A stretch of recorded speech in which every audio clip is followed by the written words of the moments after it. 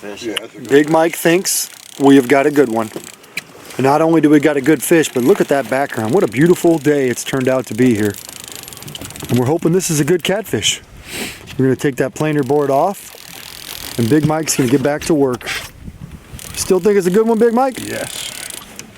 Oh yeah. He's running right at you. Running right at the Bite's boat. We have not seen it yet. Probably gonna take a run when he sees the boat, so just try to keep the See pressure him? on him when he does.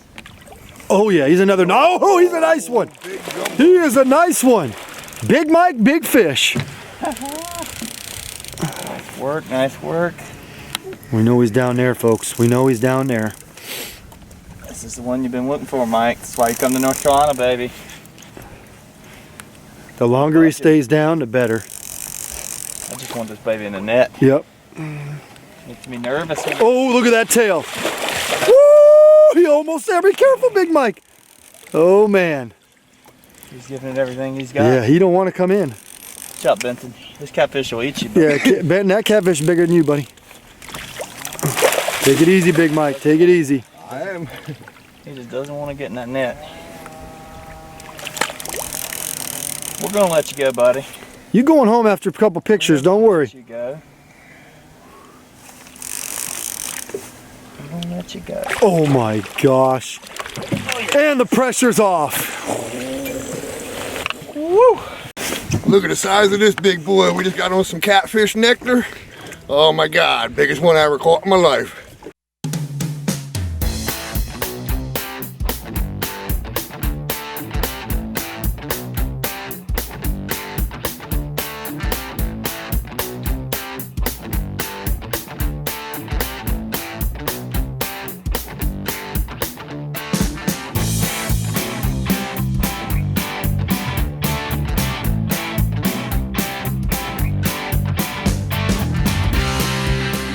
All right, everybody, today we're out here catfishing, and unfortunately we do not have good bait. That's one of the things that we always tell people. You've got to have good bait to catch catfish. Unfortunately, the bait has scattered, so we can't get the shad, we can't get the perch, we can't get other things that we throw in the net and use. So what we do, we went over to the grocery store and we loaded up. We got a bag of chicken right here, boneless, skinless chicken.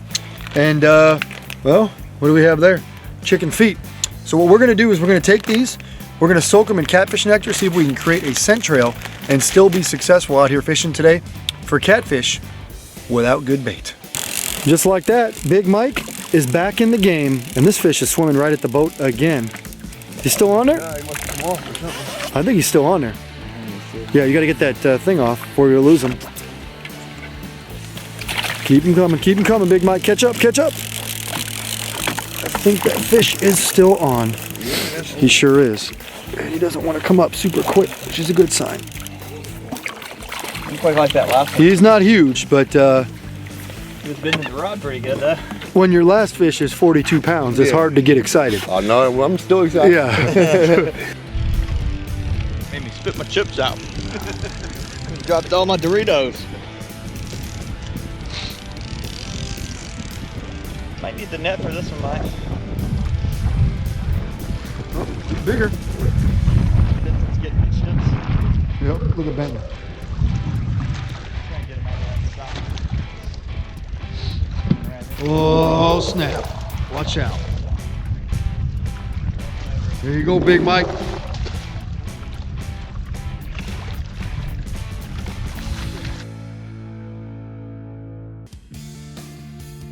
All right, so we're just going to talk a little bit about the setup we're using out here for catfishing. It's spring of the year, so the fish are moving a lot, so we're running what's called a Santee rig or a drift rig. We just kind of break everything down for you. I'm using an Akuma Classic Pro 202 reel there. From there, I've got that mounted on a Big Cat Fever. This is actually a medium action rod. They just came out with these last year, and they're awesome for drifting. You gotta have a really sensitive tip, but as Mike just found out, they have a great backbone and can handle, 40, 50-pound fish, no problem, and bigger. So they've got an aluminum lock and reel seat, just an awesome stainless steel guides. What else can I say? This is the perfect rod for catfishing. I've got that spooled up with 30-pound slime line for my main line there, and then I have on the business end here a 3-way swivel, and I just have that with a little dual lock snap. I have a custom made drift weight on there. You can make these yourself, it's not hard to do. This is just made of paracord with some lead shot in it, but there's lots of different ways you can get on YouTube. There's some great videos telling you how to make those. I use a 50-pound mono leader. You can get by with lighter, but out here where we're fishing today, there's some really big fish, so I don't want to risk losing a fish. Here I've got a 3-inch peg float, and that's pegged about 3 or 4 or 5 inches from my hook, which is an 8/0 Mustad Demon Circle. The big thing is just make sure you're matching your bait to your hook to your bait. If you're using smaller bait, you can get by with a smaller hook, but if you're using big bait, you need a big hook. And that's pretty much the rig. This drift rig just slides along the bottom. This weight will go over most anything. The peg float holds the hook up off the bottom as you're pulling along, and your bait just kind of dangles up there. It keeps your bait off the bottom. It's easier for the fish to find, and your bait's not getting snagged up on stuff as it drags on the bottom. So pretty cool rig, allows you to cover a lot of ground and allows you to catch a lot of catfish. It's spring, so the fish are on the move.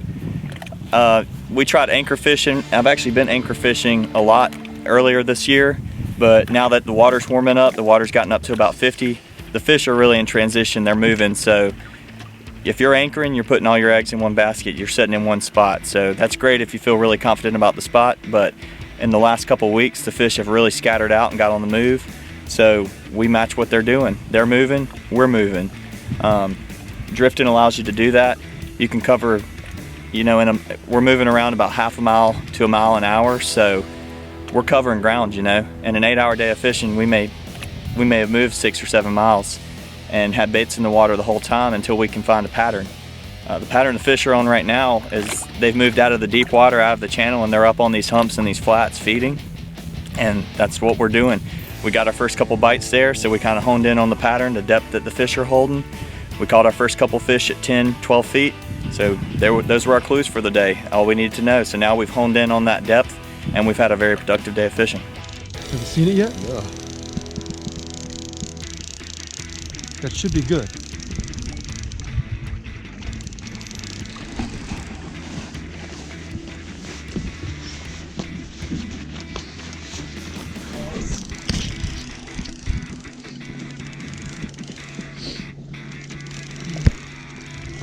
Oh yeah. You don't want to come in and... Yes, sir. Yeah, boy.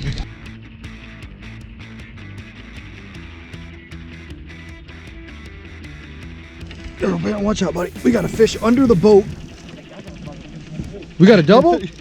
We got a double. Oh, yeah, we got a double. Big Mike, watch out. You got all these socks down here. Oh, there he is. There he is. Is he wrapped? No, he's not wrapped. And just like that, we thought he was gone too, but you know what? This catfish is swimming right at the boat. We'll show you Big Mike's in a second. Who's gonna be the winner? Yeah. Who's gonna have the bigger fish? I think it's a tie. This might be a tie. Big Mike's got one right here. Wes has got another one. I think Wes is gonna win this battle. Uh-oh, this one just got hit. Come on, do it again. Oh, oh man, I lost him. I lost him, but that one just got hit. Got a bigger one. Got into our first double of the day. It's always fun when you catch them 2 at a time, even if they're not huge fish. Yeah, right. See, listen, the triple that we had, there was a fish there. It just swam towards the boat, and now it's on there. Big Mike about to bring him in. On the chicken there. That is on the chicken. You can see that red soaked catfish nectar chicken in his mouth still. Bring it on in here, Big Mike.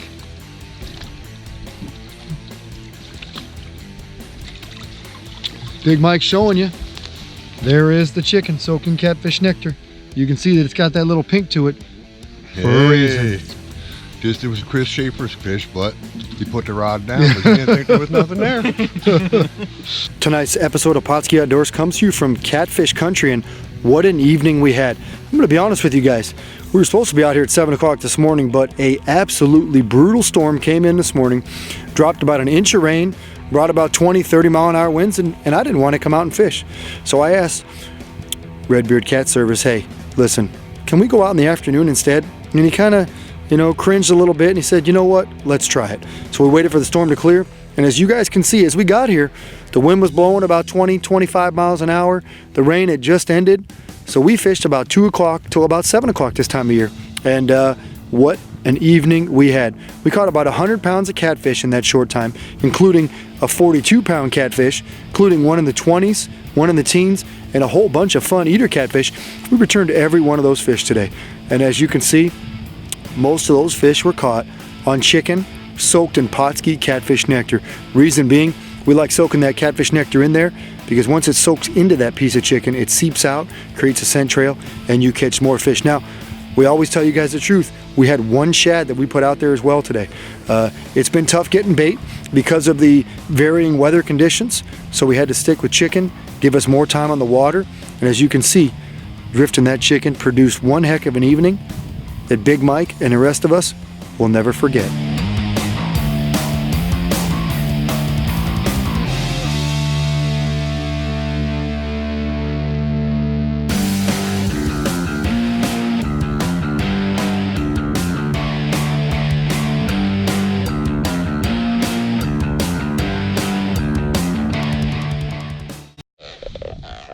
He's talking.